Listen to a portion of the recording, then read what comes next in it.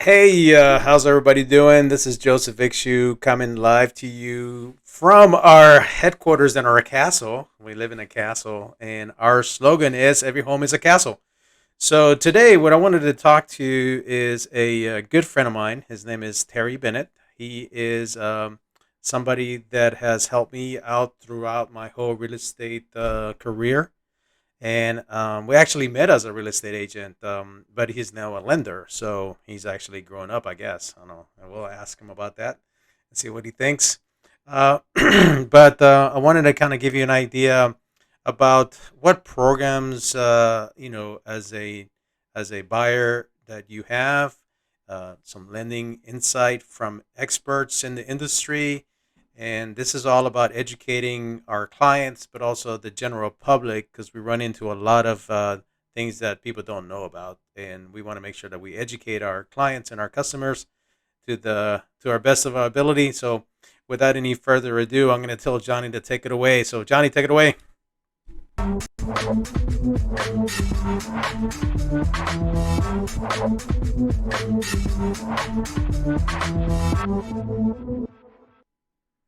All right, so our guest is Terry Bennett. He's a senior mortgage loan officer with Caliber Home Loans. And Caliber has a vision, and it's pretty simple. It says is to put you on a successful path to homeownership, and that is exactly what Terry Bennett does. And I want to bring him online so we can talk to him a little bit. Terry, can you hear me? Hey there, how's it going? It's going great. How are you doing? I am fantastic. Well, first of all, I want to say thank you for taking some time out of your busy schedule to meet with us and kind of give us some insight regarding the mortgage industry. I really appreciate it because I think it's going to give some more insight to our clients, those individuals that we've actually worked with in the past, and the ones we're working currently, and future clients that we're looking to find to help purchase a home in this crazy market. So. Yeah, thanks for having me. Okay, great. Okay, so I have some questions I wanted to ask you, but first, I want you to kind of maybe introduce yourself and take a couple of minutes to kind of tell us, who is Terry Bennett, and I got to tell everybody that I know Terry Bennett. So, why don't you give us a little bit of insight into you and how we can get to know you better. Yes, so I think you had mentioned before, I was a realtor. I started my real estate career in 2001, and I got my mortgage license in 2003 to be able to do both sides if I needed to. And in 2015, 2016, I was permanently recruited to mortgage. Mm-hmm. Okay. And so I remember when we first met, it was either one of my first deals that I was working on or something Yeah. pretty close to the beginning. And it was, I think your owner was an investor. I think it was prior military, or we're still in the Yeah, military. it was a Yeah. personal house, but he was an investor as well. But that Okay. was his personal we were selling. Yeah. Okay, so a funny story about that is, well, it's not really funny, but I'm still working with that client. We keep in contact and so forth. So I, we build long-term relationships with them. So. yeah, I remember meeting them at the at one of the parties that you had uh, Hmm. 4 years ago, something like Yeah. that. It's been a while. Yeah, it's been a little bit. We have several since then, but COVID and all this other stuff. A lot of the restaurants that we used to actually, They're not there. contract with, they're not there anymore, which is sad. I mean, it's funny, but it's sad at the same time. It is because I remember Like that one at Bar Louie on 7th Street, and it's not there anymore. I know. I went back to Bar Louie one time. I was like, "What? They're closed. What the heck?" Really, really frustrating. So, is that this COVID stuff is really affecting our industry as a whole, but also the general economy, as everybody knows. So that's not a surprise to anybody, I don't think. Um, so what I wanted to do is, since we know a little bit about you, and so you had a pretty recent change, right? It, You want to share? yes. You want to share how much as you can on that? So I was with First National Bank for almost 5 years, and I loved it there. The people there are great. The operations there are great. I couldn't say enough good things about First National Bank. But however, we all grow, and there's certain products that I was looking for that would meet my clients' needs, and it's products that we didn't have there. And so after checking out their operations at Caliber, talking to different people about Caliber, I made the move. And this week is actually my first week. This week is your first week The at the Monday was Caliber. Yeah, so Monday it was my first day, Oh, and that's pretty exciting news. That's awesome. exciting. Yeah, I'm excited for my clients, my realtor partners, as yourself, and yeah, I'm excited to see the growth. That is awesome, man. That's good to hear. It's always good to see people that that you know and that you trust. You know, find different locations that they feel that services not only themselves provides the Yeah, tools that you need, but also the clients that you work with, because obviously that's what we're here that in was business to do. that was the main thing that I looked at. That was the biggest thing that I looked at is how can I serve my clients better instead of saying, hey, I don't offer this product. You're going to have to go see this girl, or I don't offer the bank statement loans. You'll have to see this guy. And now Hmm. it's more of a one-stop shop. We service 95% of our loans, and so it's a good fit. It's a very good fit. Well, I that's feel that's very awesome. good. Yeah. Hey, so I have a set of questions that I want to kind of discuss with you, because obviously there's a lot of things going on in the housing market right now, from inventory to just the timeline it takes to actually get into a home. I just read an article this morning as I was doing my news recap that construction loans have actually gone down as of January because of the construction costs, and I'm like, so right now we have several options, right? As a real estate agent, a broker, we have, pre-existing home, which I love, and then new construction, which, typically if you don't have a home that your clients like, you can either go new construction or pre-existing. But with the demand that we have right now in the market, that's been very difficult to help out with. How is that affecting you as a lender, in regards to getting people into a house? Because obviously, the slogan for Caliber Home Loans is, making a path to home ownership. So, how do you think that's going to affect you? So it has affected me a little bit. The only problem is that when you have somebody that's pre-approved now and they end up going with the new construction, well, maybe we qualified them on today's rates. So as this house is being built, it could be 8 months, 9 months, or whatever it is, then that's what they take the rate at that time. They Mm, take market rate at the time because you can't lock it in right now. mm, I heard like if you were going to build a custom home, we have an attractive product for new construction where I'm not, don't quote me on this, but I think we're going to be able to lock the rate now and then mm. build. So it's a 30-year to where you don't have to wait. So, but I'm not positive on that. We'll stay Okay, tuned so for that one. right, right. I know, and please, the audience, understand that you're actually transitioning to a new, company, and they have different rules, different offerings that they'll be able to, take advantage of. And you're currently going up in training, this week, right? And you told me it was pretty intense. It is. It's pretty intense. Probably the most intense training I've ever had with one company. Um, but yeah, that's just going over the numerous of products that they offer. Oh man, there's a ton of products, That's so, awesome. and it is very exciting because it just opens the door to helping people get into homes. Mm-hmm. There's, like I said, the bank statement loan, that's a huge deal. The DACA program is a huge deal for me too.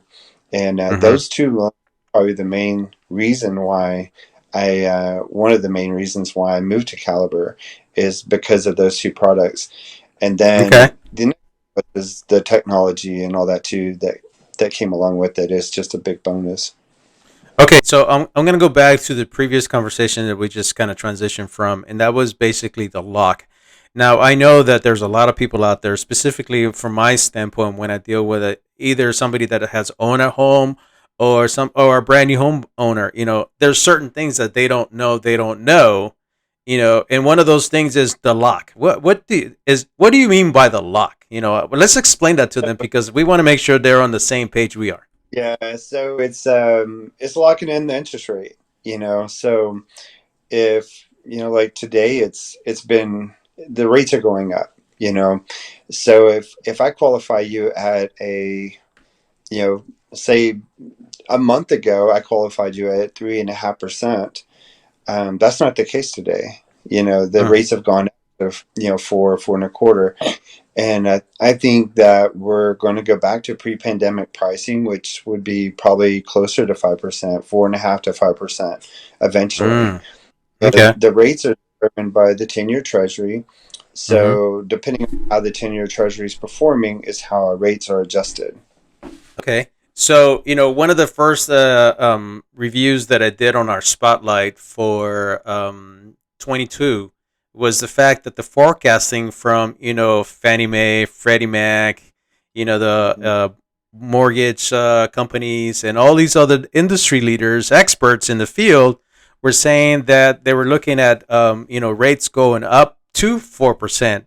But you and I have been working a couple of deals where the rates are already at 4.5. Some in some instances 3.5, to 4. So so much for that forecast, huh? Right? Yeah, it's definitely going up.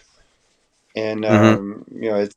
it's, yeah, I think we're going to hit, that 4.5 to 5%. Okay. And that's pretty much where we were like pre-pandemic. We were at that 4.5%, and I Mm-hmm. think that's where we're heading. Is we're going back to that pre-pandemic pricing. And still, I mean, 4%, 5%, that's not bad. you know I mean, I've had No. clients where, like, man, that's a lot. 4.25, that's a lot. And then you look at their profile and you see that they're paying 9% for an auto loan. Oh That yeah. depreciates. Yeah. You know what I mean? That That depreciates. It's not even an asset. It's a thing. liability. Unless you're Exactly. buying like the older type cars or maybe collector items, which Yeah. So then they're like, okay, you got a point. But really, I mean, you remember when you bought your first house? I remember when I bought mine and what the rates were back then. And hmm so I think 6% back in 2003 was the all-time low. hmm You know, so So for those individual listening to this, and so on our spotlight review for 22, we actually looked at the rates going back to the 80s, okay, and how high they were, going through the 2000s, and to your point, when I purchased the home that I'm currently in, it was back in 2006, and I can tell you that with excellent credit. I recently refinanced with you, so my credit's really good. And then right. also, I had a great job, which I do now too. With I was working at that time with Lockheed Martin, and my rate was at 8% on a new construction home loan. Okay, one time closing. Okay, 2000, my rate was 11%.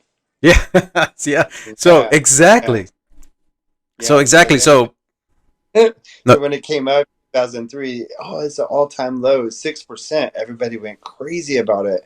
But I think Mm-hmm. what's happening now is when you pitch out at 4.5%, 4.25, we're used to 2, 3% just in the last couple of years. But that's due to the pandemic. I mean, Mm-hmm. that was devastating. We had to do something. But then in Right. return, it's boosted our market to where people could buy more house back then. Now that our rates are adjusting, I think it's going to slow the market down, where there's going to be more homes available on the market, because what someone could afford a month ago and 3.5% or 3.25%, whatever, they may not be able to afford that same house at 4.25%. Mm-hmm. Okay. Yeah. So that's a great example of what's going on in the market right now. I mean, like for example, this past the median price increase on a home for the Fort Worth area was 25.5%. Okay, that's a median increase from last year at the same time, and the actual price per home was like a 325. Okay. In month, that number was 33% increase last month. So it's gone down a little bit. Mm-hmm. Uh, and there was something else I was looking at. Like I peek at the MLS every once in a while, Mm-hmm. and things that I noticed in the MLS, like back in the day, and this is the multiple listing service that is available to you. So back in the day, well, let's just say like pre-pandemic, you look at how many houses hit the market new every single day, and that number was 400 to 500 homes every day hitting the market. This is in our whole North Texas region. Mm-hmm. And now you look it up, and I bet you'll see probably 25, 30 houses new on the market in our entire region. Yeah, no, it's exactly. So, going to what you just finished saying, months of inventory here in this area has actually, pretty much collapsed. Let me tell you something. So, right now in the Fort Worth area, we have less than 1 month of inventory, and that's point 0.7. That's actually 3.3% less than last year. Okay, Right. and in December actually. And if you look at all the way across the board, the only place that has a little bit over above, like 1.4 months of inventory, Parker County. Okay, Parker County. Wow. Okay, Well, Dallas is in deep trouble. Okay, not only are they not selling as many houses as they typically do, the inventory is even lower. Okay, so that's definitely something that people need to keep it in mind when they're actually looking to buy a home, and that's exactly what you're referencing. Um, so let me ask this. Okay, so I'm going to show you a screenshot right here. Let me see if I can get this on real quick. Where you're going to see, um, so you see that chart on the screen right now? okay. Okay, so as you can tell right here, let's see my cursor. This is basically for January 22. Okay, this is the price distribution in the market for January of 22. Look at this, from 200 to $400,000 homes. That is the basically what I call the bread and butter market of our Right. industry. Okay, Yeah. so as you can see, when we're talking about, like, for example, this is Fort Worth. Look at this price range, okay? Increase. And That's that's the crazy. percentage on distribution for that particular market. Look at this is Dallas. Look at Dallas right here. Do you see Dallas anywhere else? Nothing. Oh, wow. That's So, right. yeah, so it's pretty scary what's happening right now with home inventories and the prices. So, going back to what you said earlier, so, the interest rate increases. What happens to those individuals that let's say you qualify for somebody at a $250,000 home, and all of a sudden the interest rates, either go up a half a point or a point? Do you think that could have a big impact on their purchasing power? It certainly can, because now, maybe 250,000 was their max, and now it's 200, because their rates are going to make their debt to income ratio go up, and, they're not going to be able to buy as much house, which again leads to more inventory. Mm-hmm.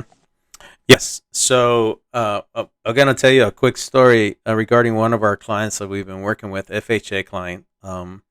And running into the market right now, and it's such a hot market. Each house is getting like multiple hits, multiple offers. I'm hearing The this lead, story. Yeah. yeah. So the leading indicator that showing times, it's relatively for us here in the Metroplex is relatively a new company that we've actually using probably about a year now. But showing time is national wide, and they basically came out with a index that says how active is the market, and our market beats the whole national market.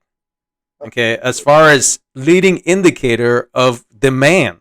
Okay, And I just show you the housing market. It's low. It's like we got less than 1 month of inventory, but we got high demand. You know, Mm. this is causing an issue. Now, let me ask you this: from your experience working with buyers currently, how tough of a time are they having? I know my clients are having a little bit of a tough time, but you see more than me. You see more agents. So tell me the story. So at any certain time, I will have. I mean, consistently, I'll have 10 to 12 people consistently in my pipeline coming in, coming out, Hmm. and now I have about 35 to 36 people in my pipeline. These people Wow. have been pre-approved in Mm-hmm. October, and now we're go back and having them, I'm having to redo their pre-approval, because the Mm-hmm. rates are going up. Is there's some that maybe I maxed them out, and I need to call them and say, hey, the rates have changed. This is your new max loan amount. Wow. Wow.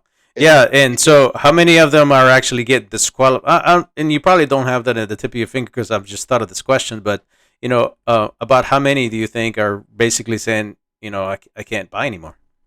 not very many of them. It's just whenever they're at where I max them out at 200,000, and now they're bumped down to 175. Mm-hmm. Those clients, I mean, they don't have a chance right now. Mm. And Yeah.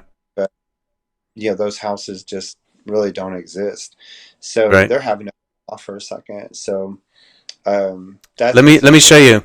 Let me show you something. Now that you mentioned those houses just don't exist. If you take a look at the price distribution, and this is Fort Worth, Tarrant County, Johnson County, Parker County, and Dallas County that I put together here. Take a look at this. Look at the price distribution between 0 to 100K that is and so crazy. 100 to 200. Look at that. Hmm. Yeah, there's very, very little on the market for those people. Very very little market availability. Which is really tough because like for example, I was just showing a client of ours. He's working with you as a matter of fact, and we went out to take a look at a property. I think it was yesterday or the day before, and the house just came back on the market. Man, and you should have seen the amount of people that were there. It was crazy. Okay, it's like wow. It's like it's somebody having a party because I don't hear no music. That's what I was going to say. I've heard some stories about that too, where you know the realtor will show up and there's like 50 people outside waiting to get in. There's Like, like wow, lines. I was like, man, are they giving free food here or what? that listing, you're gonna have to hire a bouncer or a door guy. Yeah, you're like, oh, let me see a pre-qualification letter. Yeah. Hey, so let's go to that. I want to kind of show you a little bit about getting pre-qualified. How important is it from your perspective, obviously, to get pre-qualified, even in today's market? Because obviously, Very tell me important. what how so? I mean, now you know what you can afford, right? Hmm. It's extremely important. Here's something that I'll plug this with Caliber is we don't just pre-qualify somebody. Um, I'll do what we call as a TBD, to be determined on the address. So we'll do a full loan approval, just waiting on an address. That's pretty much Hmm. like the cash. So that's exciting. I think that's going to help my clients with having a strong offer plus having been through full underwriting Hmm. before they find a house. So That's that priceless, man. Priceless. so it does. I mean, it makes our process so much smoother. So Hmm. essentially, all we're waiting for is appraisal. Everything else has been done. Yeah, so I got to tell you something, okay? And I think you and I had this discussion when you were in your previous bank regarding, okay, how come you guys don't do a full underwriting? And your answer was, we don't do it. Okay? Yeah, What was that? but I said your answer was we don't do that. Right. Well, and the reason why we didn't do it there is because we're limited on how many underwriters we had. So to have an underwriter stop a purchase contract and do a pre-approval on a house that they don't have a contract yet, it's really hard. When you only have just a handful of underwriters. At Caliber, there's a big division. It's a big company. We have several underwriters, and so it makes it easier for us to get those done. Wow, that's gonna be. I mean, that's excellent because I think that's just one more step above. It is. Well, one step below cash because obviously the cash, everybody will get the cash at closing. Now, Right. the other question, as far as the lending goes, do you happen to know, based on your position, how long they're gonna take to process a loan? So, let's say, for example, somebody needs a quick close. How soon can you go from, "Hey, we got you underwritten," to, "Hey, let's close"? Right. So, and that's a good question. I'm going to say around 20 days Mm-hmm. at the max. And this is FHA conventional, whatever loan it is. Um, the down payment assistant loans, I would say 28 days or so. But it also Mm-hmm. depends on if we do that TBD, where we fully underwrite somebody before, and pretty much all of my pre-approvals, I will be doing that.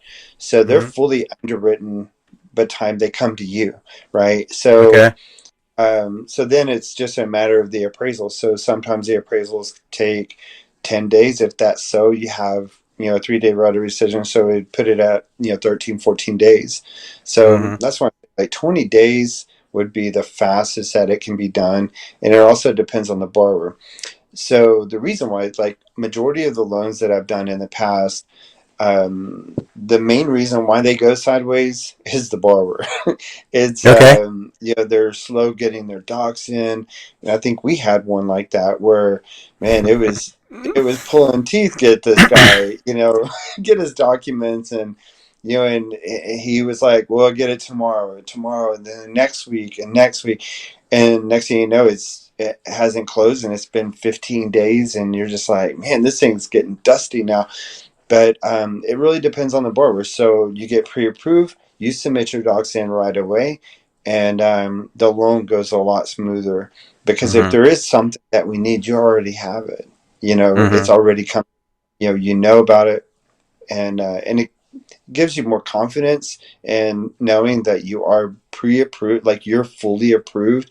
It gives your realtors the confidence that you are fully approved. So like I said, it's the next best thing to cash.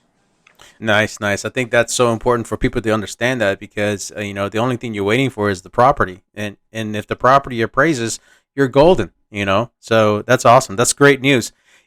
Man, I just want to stand. I want to stand up for my client here a bit, okay, because you know uh, business owners are pretty busy, and even though I was constantly following up, you can only do so much if their primary source of income is it's got to come first sometimes, and unfortunately that's that took a little bit longer than it needed to, but we got it done. So we so finally made it to yeah, the end zone, touchdown. yeah, and the most important thing is the communication was there. Mm-hmm. So it wasn't like we didn't know what was going on, but it does slow down the process a little bit. And but that's the main thing is get your documents in. Let's get it into underwriting. Let's get it fully underwritten, and let's move forward. Let's buy a house. Yeah, so I use an analogy when I have clients regarding getting pre-qualified, but I'm gonna further up follow up with that because getting fully underwritten is probably the most essential thing that we can do now, Uh, it especially in is. this market, right? So I used to tell them it's like, hey, so if you go to the mall and you're gonna go shopping, but you forget your wallet, how are you gonna buy? You're gonna get mad. They're not gonna hold it for you. Somebody else is gonna come and take that shirt or that wallet or that shoes, whatever you're looking for, and it's gone, right? Well, in this market right now, it was important before we came to such a shortage, but now it's critical, you It know, is very cool. Yeah. because you can't. I mean, if by the time you go see a house, and I sometimes I get some customers accept because my perspective is this is like I need to know I need to know their qualifications to purchase. I don't want to waste their time. So a lot of times when we discuss getting pre-qualified, they're like, "Oh, that's not a problem. I can qualify." It's like, "Hey, great. Let's go ahead and get that done now." Because we don't want to waste your time. because this market is it's moving so fast that it's important for us to be ready if you find something that you like. And if you don't like it, you have the qualifications, you're ready to rock and roll. If you wait 2 or 3 months down the road, you can just update your information and you're still golden, you know? So anyways, long story short, you're absolutely right. I think that's important. So we're not going to beat a dead horse anymore with that one. I think it's important. You got to get pre-qualified. Okay. So, we talked about getting qualified. We talked about how high the rates would go, how buyers can react regarding, what could happen, because that's exactly what happened with this house we went to see. I guess the buyer got disqualified, and they were supposed to close today. Okay, no, I'm sorry, tomorrow. Close tomorrow. And I talked to the agent, and I said, okay, this is one of the things that we do is before we make an offer, we always talk to the agents. Okay, that's how it was when you and I met. I gave you a call, find out what the scenario with the sellers is. How can we make this offer more attractive? So and so. And there's some agents out there on the seller side that don't want to talk to you if you're the buyer's agent. They just rather negotiate by text, which is really, and I don't think they do a service to their clients, also to the market itself and other agents. I don't think it's very professional. But nevertheless, that happens.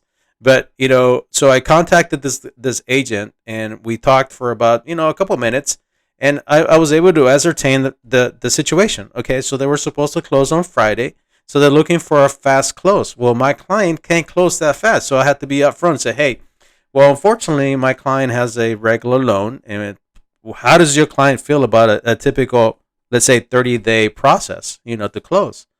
And she says, okay, well, it depends on the offer, this, not the other. At the end of the day, this market's so crazy that they were paying way over asking. And my client's like, nah, that's too rich for me. I don't think even though he could have, but he's very conservative. And so he very smart. I mean, this guy is young. You know who I'm talking about. He's very young and he's very astute. I mean, this guy is, on his third house. So it's pretty interesting to see him grow. And you know how I met him? I had you remember the BMW that I had, that X4? I got hit. I took it into, you'll like this name, Caliber Collision. I took it there and I met his dad, and his dad said, hey, my son's trying to get into real estate. And that's how we connected. Boom. That easy, and we've been working with each other ever since, definitely a good client to have. So anyways, long story short. Yeah. All right. So in closing, what do you think? What are some parting words that you would like to tell people that may listen to this podcast regarding the market, regarding lending? From your experience, any tips that you want to tell buyers or sellers or even agents? What would you say? Oh man, you had to put me on the spot. Well, we talked about several tips. One, get your clients pre-qualified, and now with Terry Bennett, you can get them fully underwritten, right? So right. That's a good one. I think as a buyer's agent, hang in there, and as a buyer is like hang in there, because eventually you will get something, and and that fully underwritten is a big deal too. Mm-hmm. I tell people, I like to use analogies because it kind of gets people in the same mind frame as you are. And one of the other analogies that I use is a school of fish. Okay, you remember that movie Nemo, right? The little fish. And so they would swim around in a school. So that's the buyers. The buyers, as soon as a house comes in, boom, they're there. They're like, they're fish going in and seeing this market. They're walking around, they're looking around. And one of them will actually get that house. Well, that little fish disappears, but the rest of the school continues to the next one, right? So you have to be persistent. You have to be persistent in this market. Really? If don't get discouraged, because it will happen. And eventually you're going to find, like to your point, you're going to find the house that you really like, right? Is that correct? Takes time. Yes. Yeah. It definitely takes time. So, okay. So, for sellers, what anything that you have from your best experience, plethora of experience that you have, any suggestions for sellers? So that's a good question. I know, that's why I'm asking them. As far as sellers go, moving to a relocating or so, I mean, it would be the same thing about getting pre-approved.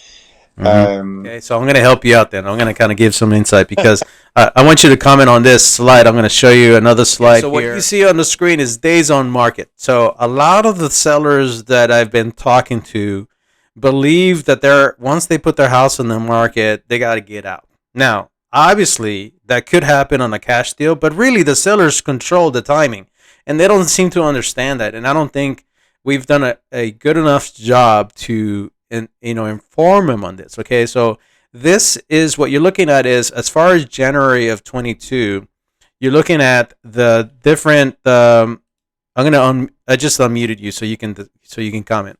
So we're actually looking at January 22, and you have the market where it says 0 to 66 days for Fort Worth. Everybody's around. Dallas is around 63. But look at Parker County. It's taking a little bit longer for them to close. And that's from the time that they actually get an offer to the time they close, which is the important dates. Some people track from the time that you get an offer, but really at the end of the day, you really don't get the keys until you close. So like I was saying, in closing, what are your comments? What would you like the people to know about Terry and your services? Maybe you give us your contact information, and again, we'll put it in the description of the video so everybody will have it. Yeah. So a little bit about how I work is, of course, I look at the loan, the here and now, but I also look at what's this loan going to look like in 3 years, 4 years, 5 years from now too, and also educate the client on how to build equity really fast. Yeah, so if there are opportunities in a year or so to refinance or to save more money, then it's good for them to know that. My website, it'll be up soon. I'm hoping in the next week. It's iknowterrybennett.com, and that's all I got. If you have any questions regarding this show, just send us an email on info@premiercastlerealty.com/spotlight and give us your questions, and we'll be glad to either answer them for you or get you in contact with Mr. Terry Bennett, because he's definitely somebody that will be able to help you out as much as possible. Okay, so here we go. 833-722-7853 is our phone number. You can contact us at info@premiercastlerealty.com. Our website is premiercastlerealty.com and CO. We have two of those. Follow us on social media. We have our our channels right there on the bottom of the screen. And if you're interested in sellers and buyers guides, we got those absolutely free. Send us an email to premiercastlerealty.com. I'm sorry, info@premiercastlerealty.com/spotlight or / seller and buyer's guide, and we'll make sure we get you a copy.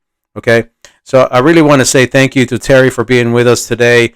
Definitely a plethora of knowledge. I like that word, and I think it's going to be great to see him grow in this new company, and I look forward to working with him even further. Here's our information. Again, thank you very much, and have a blessed day. Bye bye.